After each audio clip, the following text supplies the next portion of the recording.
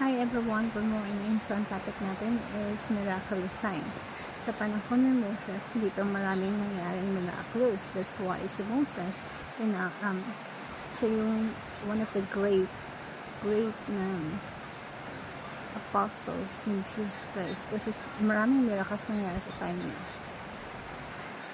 And sabi dito sa pinatutuhanan ang salita sa pamamagitan ng mga tandang kalakat nito. Miraculous sign, validate. The messenger, miraculous sign, confirm the message. Para sure na yung mensahe ay galing talaga sa Diyos. Acts chapter 4 verse 3, Paul and Barnabas considered time speaking boldly to the Lord, who confirmed the message, may confirmation ng message of the haze by enabling to perform signs and wonders. So si Pablo, nung sinigay sila ng Diyos, sabi dito, nagpapatotoo sa salita. Yung mensahe nila pinapatutuhanan sa pamamagitan ng tanda at mga kababalaghan. Mga gawa ito 1:4-3. So ang pinaka-importante sa natin is miraculous signs reach their climax in Christ's resurrection. Kaya yung Panginoon natin, maraming miracles. Hindi ang purpose ng miracles is to heal everybody. Merong healing si Jesus Christ na ginawa, pero hindi naman niya pinagalang lahat ng may sakit. Ipakaisa miraculously yung bibilibing tao sa pamamagitan ng ilang pirasong tinapay or isda. Pero hindi naman niya pinakain lahat ng tao na nagbibigay ng tayo. So the purpose of the miracles is to validate the messengers of Jesus Christ and apostles and prophets, and to confirm the message of the apostles and prophets and Jesus Christ himself. Na yung climax ng miraculous sign is the resurrections of the Lord Jesus Christ. Katunayan na lahat ng message ng ating Panginoon sa Kristo ay totoo. Katunayan na si Jesus Christ mismo ay sinugo ng Diyos Ama. That's why sabi dito sa Acts chapter 17 verse 31, for He has set a day when He will judge the world with justice by the man He has appointed. He has given proof of this by raising everyone of this. Tinakda ang isang araw kung kailan niya hahatulan ang sanlibutan ayon sa katuwiran sa pamamagitan ng lalaking kanyang pinalaga at tungkol nila. Binigyan niya ng katiyakan lahat ng mga tao ng kanyang buhayin muli, na kanyang muling buhayin siya mula sa mga patay. Sabi dito, merong judgment day. Merong araw ng paghuhukom. At dapat mangalit ka sa takot. Mangalit tayo sa takot. Lalo na mga gawagawang mga leaders na corrupt. Lahat ng tao. Why? Kasi merong judgment day in the future. Na lahat ng mensahe ng Panginoon totoo. Kasi totoo yung ebanghelyo. Totoo yung Diyos na may siyang control ng mundo. Merong Diyos na maghuhukom sa atin at pinatunayan niya ng Diyos. At sabi nga dito, yung muling buhayin mula sa mga patay ng ating Panginoon sa Kristo. So yung resurrection of Jesus Christ, patunay yan. Sa Acts 17:31, He will judge the world with justice. One day, haharap tayo sa Panginoon. Haharap tayong lahat. At it's not a matter of if, it's a matter of when. Na someday haharap tayo. At may pruweba ang Diyos na lahat tayo haharap sa Panginoon. In the world na yun, muling binuhay ng Diyos si Kristo mula sa mga patay. So, that is the climax ng lahat ng mga miracles.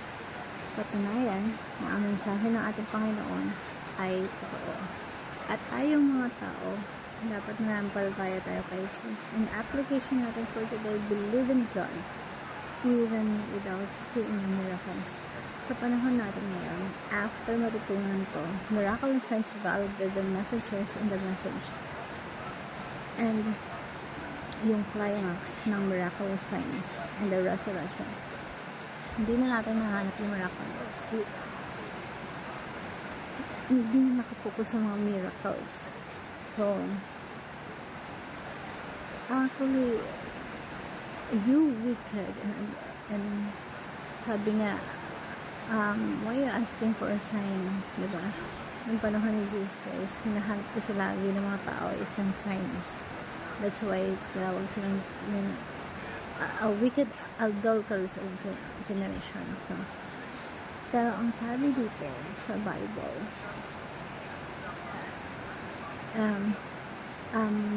sa panahon ni Jesus Christ, nag-resurrect siya at si Thomas, sabi ni Thomas dito, ang gusto niya ng signs and miracles na talagang makita niya si Jesus na nag-resurrect.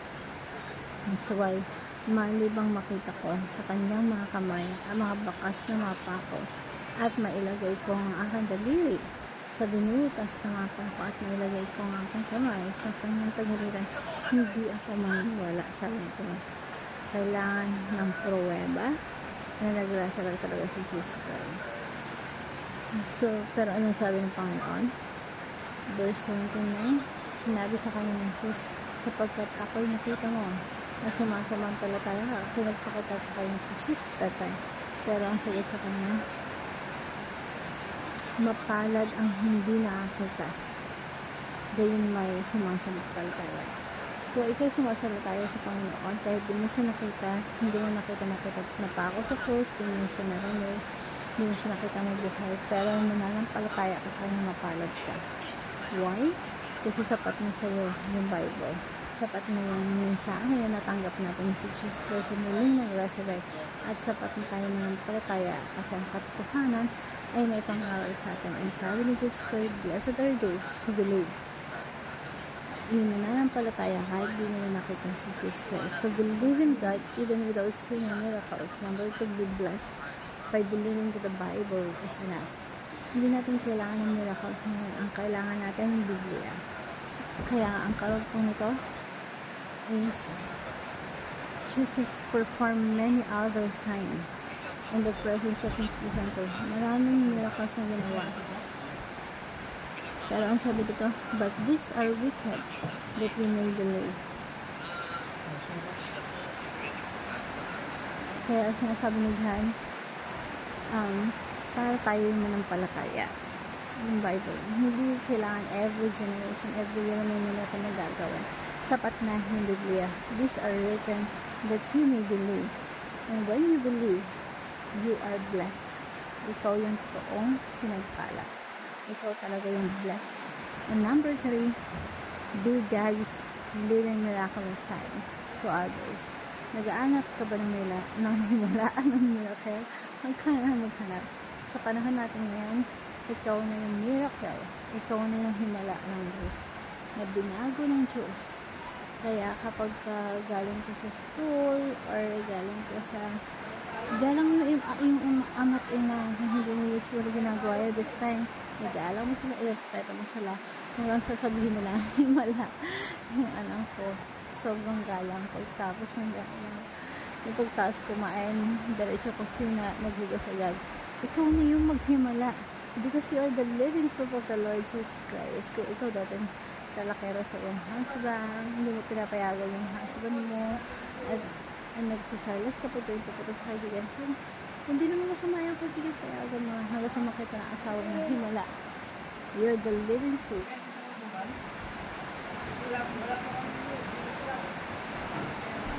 Gala ng gala, diba?